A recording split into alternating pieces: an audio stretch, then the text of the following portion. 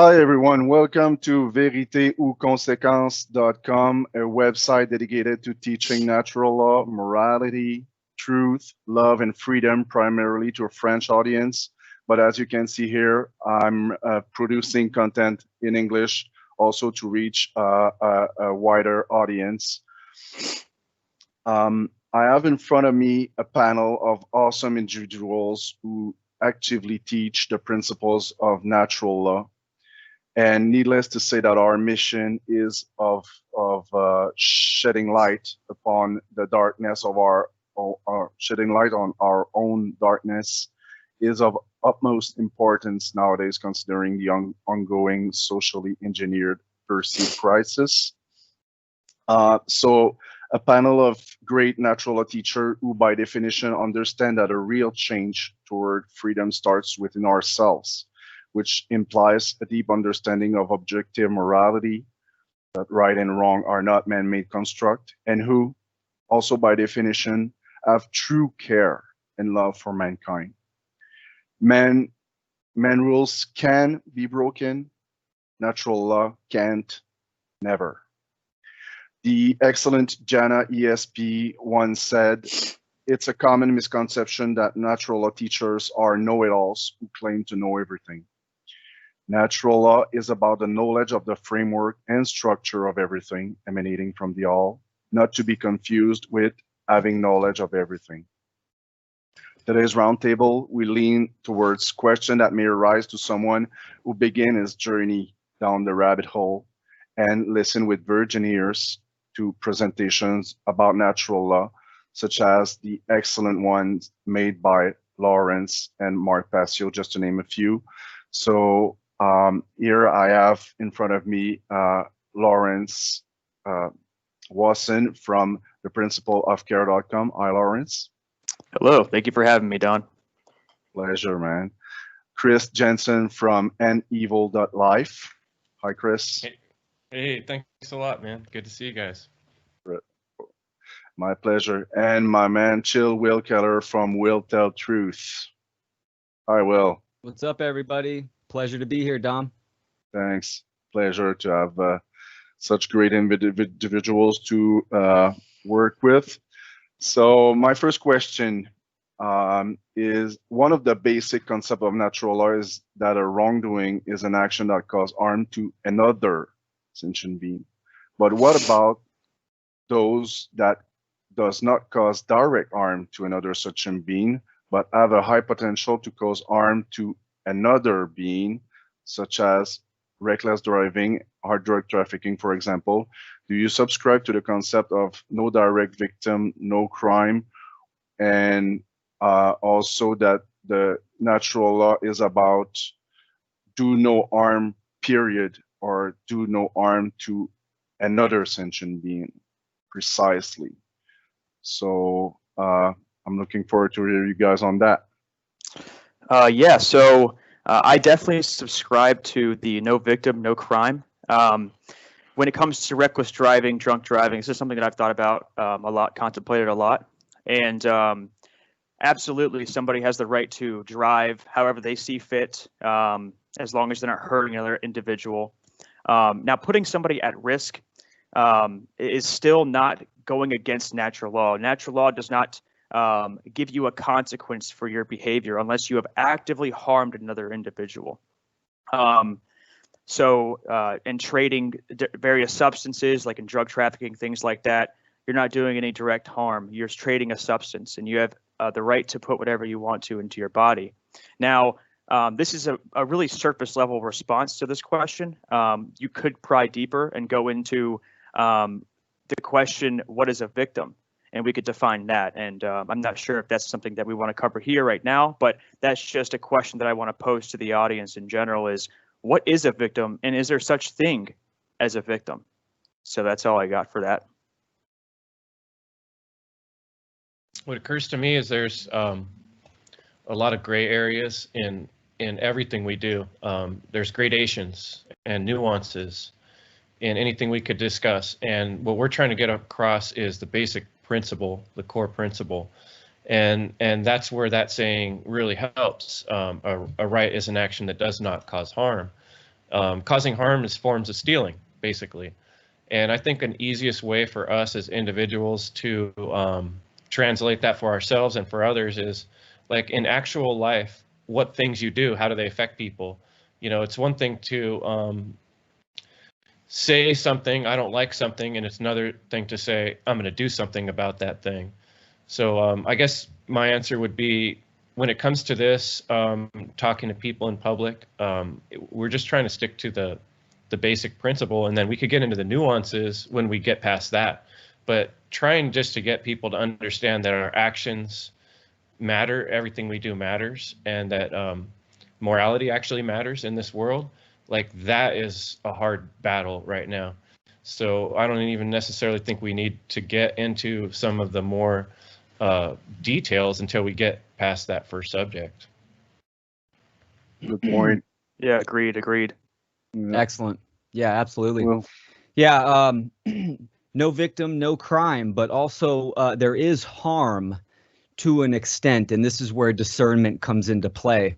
For instance, if you're drinking and driving, you're entering into the realm where you're going to be affecting other people. So you have to have discernment on your choices, and this is what ultimately it's all about, is self-ownership and responsibility, knowing what true rights are.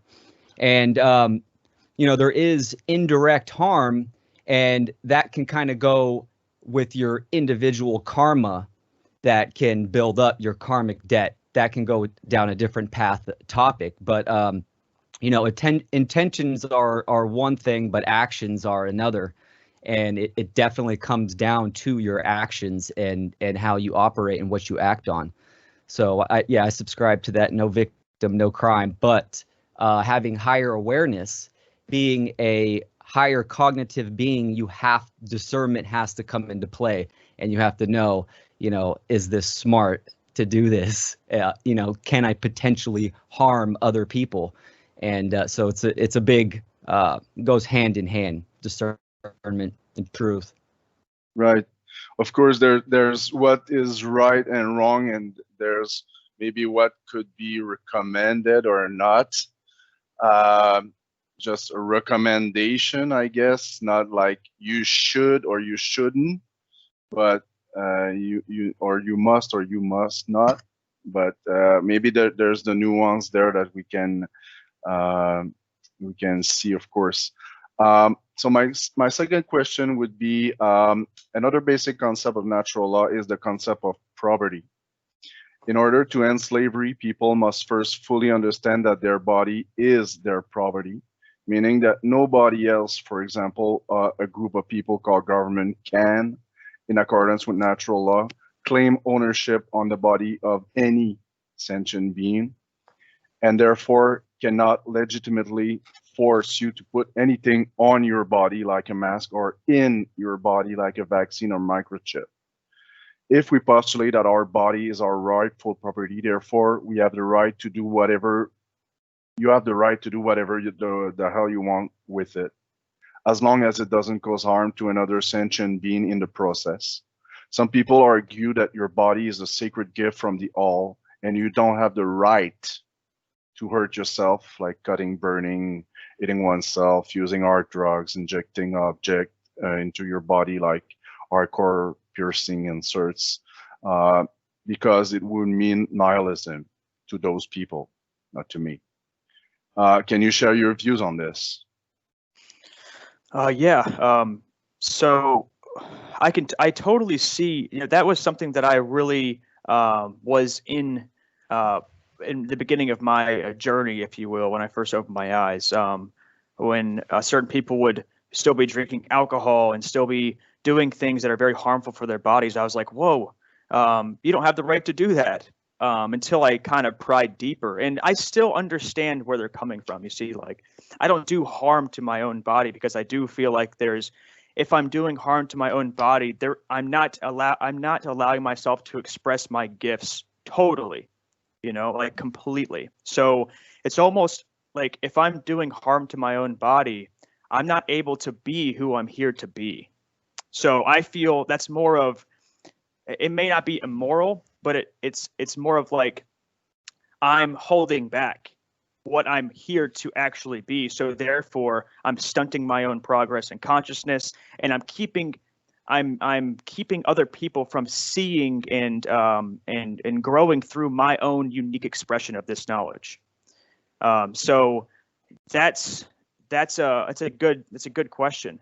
Now, black and white, do no harm to another sentient being, and it is your body, so you have the right to do whatever you want with your body, and whatever experience that you have to go through ingesting certain substances, hey, obviously that's something that you have to go through. Obviously that's something that needs to, start chipping away at the shell that you've enclosed yourself in for so long, and so it's your right. And I know personally from my own experience how juicy the experiences of doing harm to my body have been for me, because I wouldn't be here, giving this, talking with you guys if I hadn't been through that fire myself.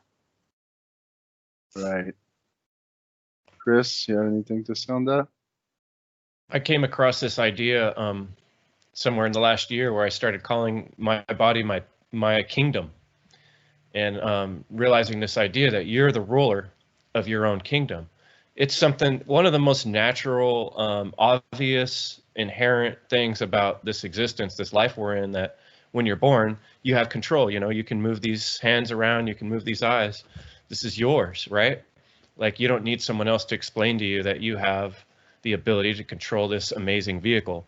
So that is like one of the most obvious things. But I feel like that question also brings me back to kind of what I was saying on the last question, that, like, for instance, if you start getting into libertarianism or objectivism and listening to the arguments people are making, they'll start getting into all these little nuances, like, well, what if, when it comes to property rights, what if I have 1 foot on this side of the line and 1 foot on this side of the line, and, do you have a right to shoot me? And or arguing about whether we should spank children or stuff. Like, you can get into all these little nuances, but we're on lesson number 1 right now, which is just, can I own my own body, or am I someone's slave?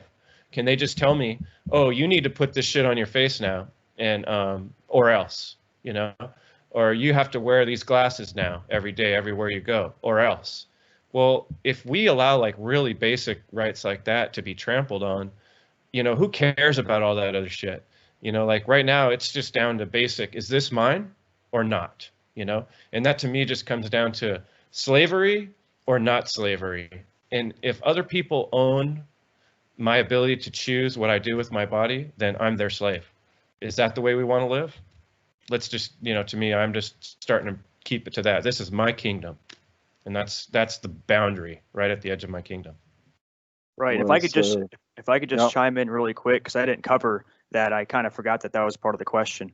I find in our reality that, and I tend to go off the deep end, and so my apologies for that. I tend to go really just straight to the root, and I forget that there's all these different layers that we have to go through. But a lot of people are, yes, you do not have the right. No one has the right to tell you that you have to get this microchip, you have to get this vaccine, you have to do anything, put this thing on your face. No one has the right to do that. But now we're stepping into the territory of, well, these people are consenting. They're consenting to allow. So the vaccine is not necessarily forced. It's not necessarily mandatory if someone is consenting and even manifesting it for themselves to have to go through that experience. So it's like if someone walked into, like, busted my door down right now and tried to hold me down and shove a needle in my arm, I don't consent because I'm conscious enough to be able to understand my rights. But a lot of people don't have the ability to consent because they don't understand who they are. So therefore, they're blindly giving away that consensual energy, their spiritual energy, what makes them human being. And beyond, they're giving that spiritual essence away to authority, and they're saying it's all in your hands. Do whatever you want. And so now what we're seeing is an outgrowth of our own inner shadow. So, so that's where I'm at with it. A lot of people, yes, you don't have the right to hold somebody down and make anybody put something on your face or whatever. But quite frankly, what's happening in the world is people are manifesting this stuff for themselves. They are creating this hell that we are collectively burning in. And us four here have seen past it, can read the matrix code, have kind of transcended, if you will, in consciousness what's happening here. So we do not consent, right? We are conscious of this, but most people don't have that level of awareness. Mm-hmm. Brings our job or our mission of, you know, getting that information out there so that people have the relevant knowledge to make the right decision, and, you know, to know their rights and you know the lost word no, you know, no, and no also, like knowledge. Will, what do you have to say on that? Yeah, man. You know, ultimately, this is what this physical, spiritual journey is about. It's about growth and discovering ourselves, and then, you know, discovering the greater all, and, you know, coming back to source. So it's a journey of exploring and growth and improving. So yeah, your body is your property. That is your vessel. You know, and it's sacred as well. I've in my, you know, my younger days, my golden years, I experienced and, you know, dabbled in all kinds of things, and I don't take that back, because those experiences helped me learn more about myself. But now that I'm older, you know, I don't drink or do, you know, hard drugs or anything like that, because I respect my body enough, and I know it's not gonna help me in my growth process. And, you know, being clear and cognitive for the mental and spiritual aspects as well.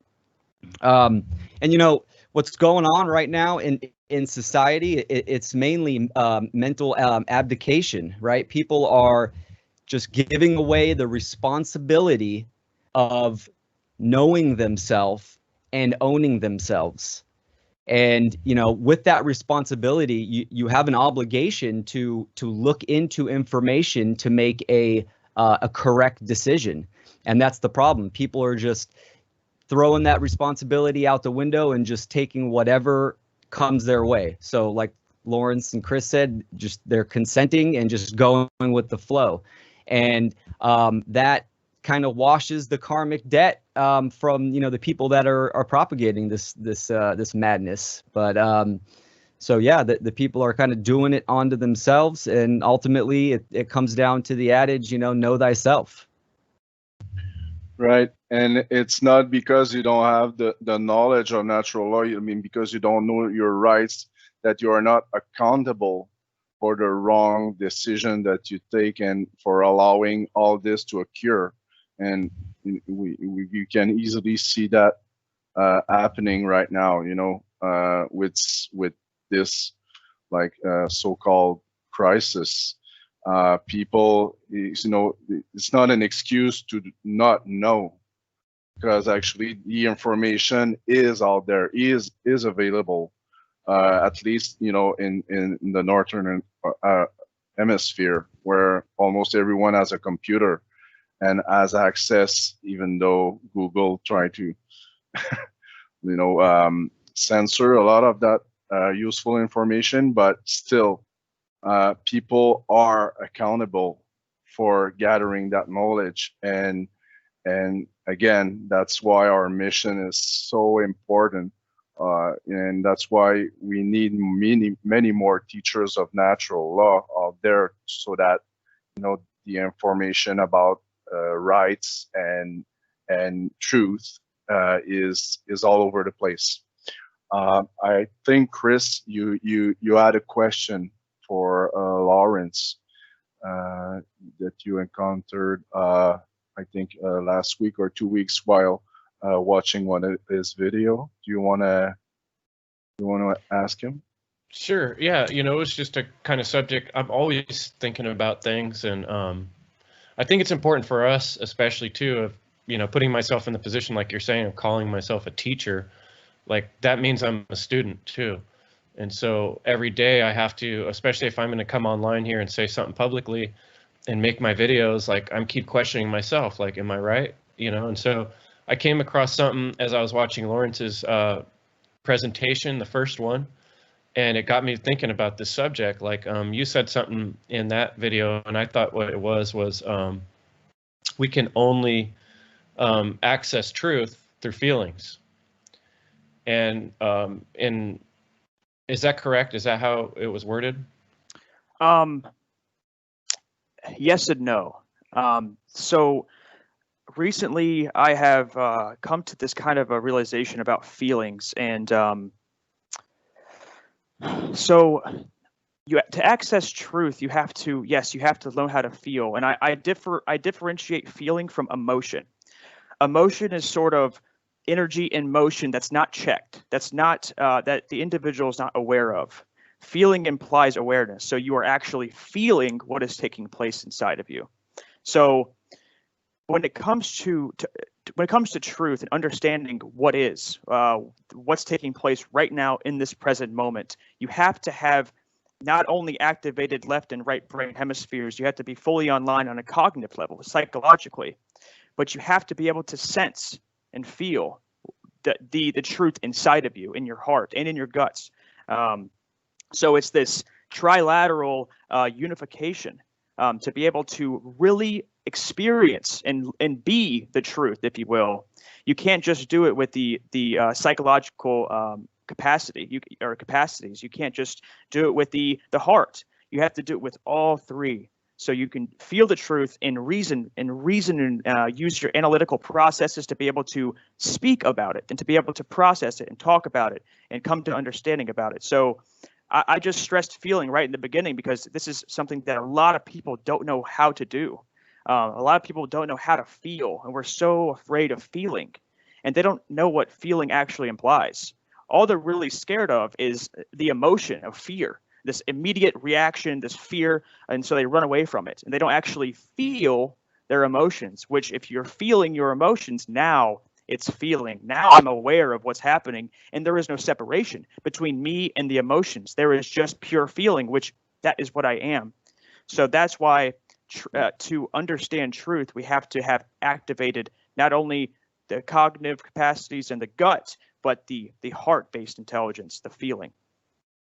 That's beautiful, man, and that's where I thought you were going with it. And I think my realization or observation has been that our whole modern society, especially here in the Western part of the world that I live in, people are very left brain when it comes to subjects of morality. It's based on these laws. They want this structure.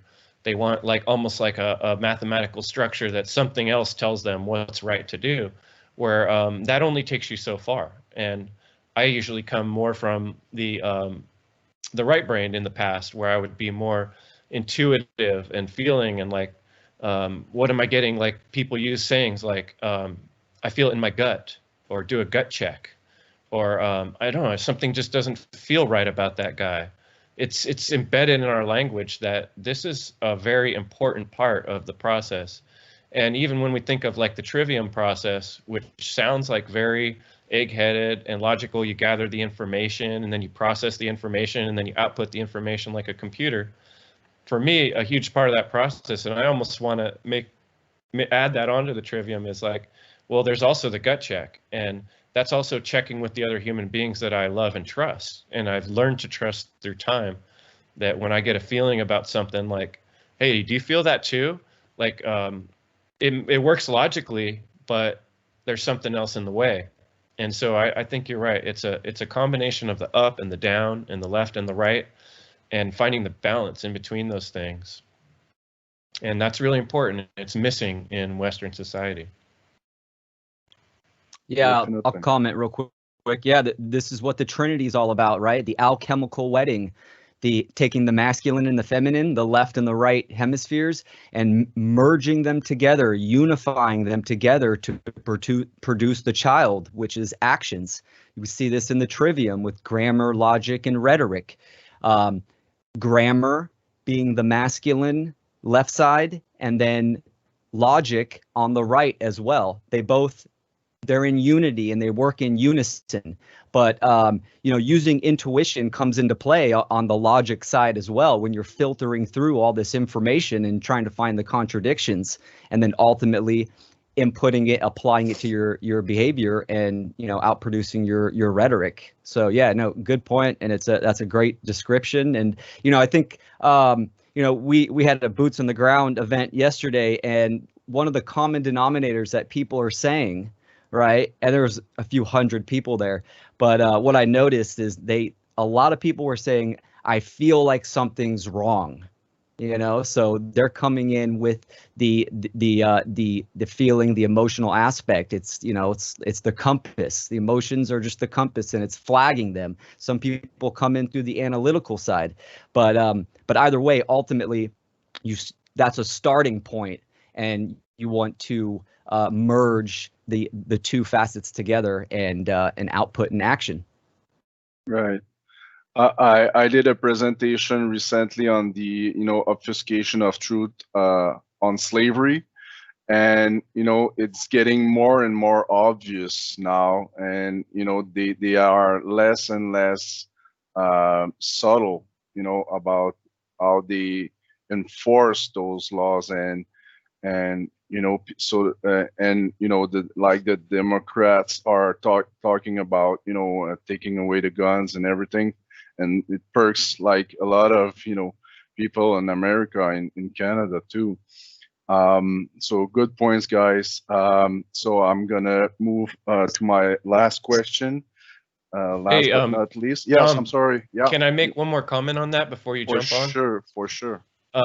It also occurred to me that if you look into the New World Order, or what's called the Technocratic Agenda, part of the whole agenda here or transhumanism, if you've heard that term, the part of the whole agenda of the elite is to turn us into robots, to sort of create these Spock-like beings that don't have feelings, and what keeps us being human and being able to communicate with each other and keeping humanity alive is that feeling side of us that feels bad when we see a child or something innocent getting hurt, And so that's why I just wanted to one more time champion the importance of feelings and intuition and that's what part of what being human is, If we were just brains, then all we would be is computers, And that's what separates us from their agenda. So sorry to interrupt. Go ahead. No problem. So yeah, last question. I said in the beginning that freedom starts within ourselves, but ultimately our current reality on the human condition on Earth is the result of both individual and shared experiences. Thus, every human being with the capacity of understanding right from wrong is responsible and accountable for the current condition of slavery on Earth. Just looking at the number of people who voted at the 2020 election shows that we natural law teachers still have a lot of work ahead for a paradigm shift in the aggregate minds towards freedom to occur without resorting to a chaotic bloodshed civil war. And this word, this civil war thing, is a recurrent theme in the social media lately. So, what do you think? Is there still? I guess there will always hope. Truth will always win, but what do you think? Will it happen during our lifetime? I wouldn't be teaching natural law if I thought it would be useless. But what are your hopes towards the future? And how do you put your work and the content you're producing in that line? So to start off, this kind of ties back into the question of the victim, but definitely not in our lifetime will we see a free society, like freedom on a mass scale.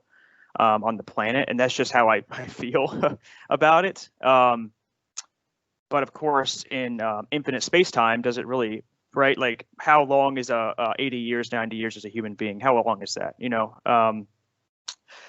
So the way I feel about it is I am personally putting out material because that is my sense of being. Like, that is what I'm here to be. Not even like and do. You could say do, but that's an expression of my beingness, if you will. Not to sound all new agey and stuff, but like it's what I have to do. Like Mark talks about moral obligation. It's absolutely my responsibility to serve the slave, right? I was once a slave. I know how to transcend it now, or get out of the slave, you know, the matrix, if you will. And now I serve the slave. Now I am the slave servant, right? And so, not that I'm a slave myself, but I am a sovereign being now. I understand my rights, my natural rights, natural law. So therefore, I have that inner freedom. So no one can capture me. No one can take me. No one can do. They can think they can do whatever they want with my physical body, but they'll never have me. And that's what the control system really needs, is your consent to take away your spirit. And they're not even taking it away. We're giving it away, right? So they need you inwardly enslaved. They don't care about the physical enslavement. That's just a byproduct of being inwardly enslaved. As long as you're free within, they can never, ever, ever take you. And if you, and I talk about this in some of my videos, and if you die in that state of inner freedom and liberation, they will never have you. You'll just keep coming back like a hydra. You cut off one head, 3 grow. You cut off those 3 head, 9 grow. And it's the same on the evil spectrum as well. You kill somebody and they are boiling and seething in evil. What are you going to accomplish? You're just going to bring that back even stronger next time for you to see what you have to do inside of yourself to alleviate that evil in the world. So when it comes to civil war and all of these things, hey, whatever's going to happen is going to happen based off where we're at internally. And if that's what we need to manifest collectively to see ourselves, then that's what we have to manifest to see ourselves. So that's where I'm at with it. Well said. Chris, Will, anything to add? Yeah, I got oh, go ahead, Chris. Go ahead, Will. Cool. All right. So 2 parts of that. Yeah, if we're going to see it in this lifetime, I mean, who knows? I think there's more of a chance that the Earth will kind of shake us off like fleas, like it's done, 6 times in the past with global catastrophes. I think that's an option as well. But, ultimately, when you get to a certain level of awareness and you realize your sovereignty, and then what's going on, the human condition, that we are all enslaved. You can absolutely have inner freedom and understand your sovereignty and detach from the system. But regardless, if one suffers, we all suffer. The system of slavery still exists. And once you get to that awareness, you automatically step into a different realm of karma. And that's kind of where, Mark talks about the moral obligation. Turning your cheek at that point and plugging back in like Cypher from the Matrix, that's going to have huge karmic repercussions for your individual, journey, your individual being. So yeah, getting to that point, seeing that you have a duty now. You're the servant to truth, and I do this for my daughter as well. I know I'll die happy knowing that I can give her a lamp and light a path for her to walk that path as well in the future, and give her more insights and try to make my situation personally, by detaching from the system, easier on her. So, hopefully she can grab that torch and run with it, and, try to have the biggest impact on the world as possible. I think a huge solution that people need to talk about more is kind of what we call detachment activism. You have to detach from the system, meaning don't pay your taxes. Don't do the government indoctrination system or public schools or any kind of indoctrination camps that they provide. Healthcare, go more homeopathic and and that route. And there's cryptocurrency, and that's a different subject, but still, detaching from the system. Don't feed the beast, don't feed the machine. I think that's really important. That's where the actions kind of come in, and a lot of people need to step up and jump into that realm. And hey, look, it's not easy. That's the whole point. Like, we're in a condition of slavery, all of us. It's not going to be love and light and an easy journey. It's going to be hard, but if you care about your credit score, then you're going to be in a world of hurt. But so yep, that's right. That's one thing also Mark has said in his last podcast. He said, it's not called the great work for nothing. He said, nose to the grindstone, blood, sweat, and tears, motherfuckers. And that's what it is. That's what it is. It's not easy, but it must be done. If we truly love ourselves, and if we love mankind, we love the universe, we cannot just stay there. Like, also as Mark would say, lazy armchair quarterbacks.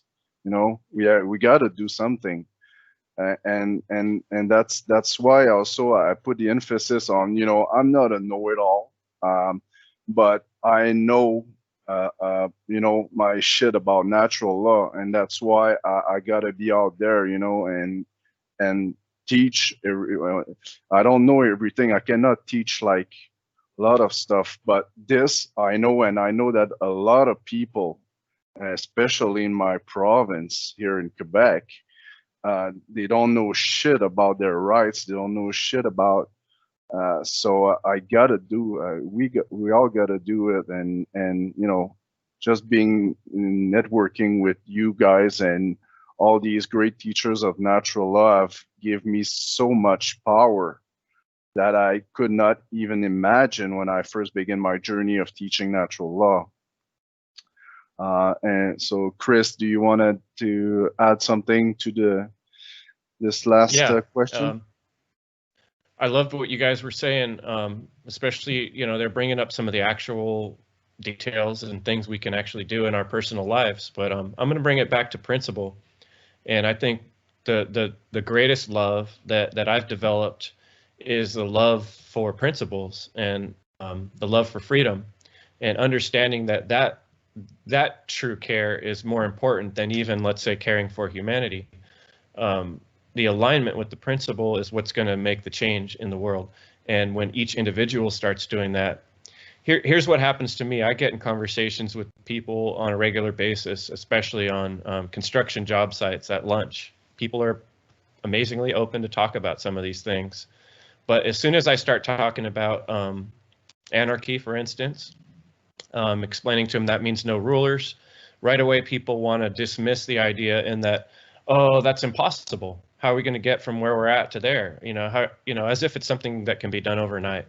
It's not. It's something that could take generations. It could take lifetimes, and it will happen, on its own accord.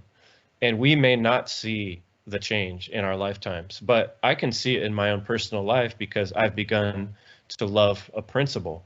And I look to one hero, Viktor Frankl, and his quote was, "When we're no longer able to change a situation, we are challenged to change ourselves." And so really, there is sacrifice in that, and understanding that the story of Viktor Frankl's life, where he was in a Nazi concentration camp, and there was just very little or no hope at all.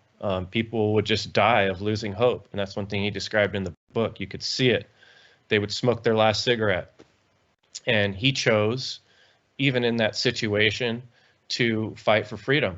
And he did that by opening his mind and asking himself, what can I get out of this situation? And when he left that situation, he actually did manage to live, even though almost all his family died. He went out and helped people with what he learned. He wrote a book that now I can use to talk to you about principles. And so I think what we need to do as spiritual beings on our own personal spiritual path is to get beyond that that question of, well, how's it going to work out for me tomorrow? Or how's it going to work out, for my family in the next couple months or days or years, and get to the point of what's the principle of what you're doing and stick to that. All good points, guys. Yeah. A friend of mine, you wanted to add something? Yeah, I just want to chime in really quick. I really like what both of y'all said, and Will, you brought up, if one suffers, all suffer, and that is an inherent truth. I mean, that's just how it is. And I have felt for a long time, I've known intellectually, okay, yes, we are all one. We are all one infinite consciousness, or whatever you want to call it, awareness, the Tao, whatever you want to call it, having different expressions. There's different expressions of one consciousness, and this is an inherent truth. It's the moral obligation comes from us being one. So it's if you really can merge into that reality, like really feel that and sense that, there is no, it's like we talk about, are we going to see it in our lifetimes? We're talking about, am I, Lawrence, going to see it in who is me? Yes, of course I'm going to see it in my lifetime, because I am every single life on this planet and beyond.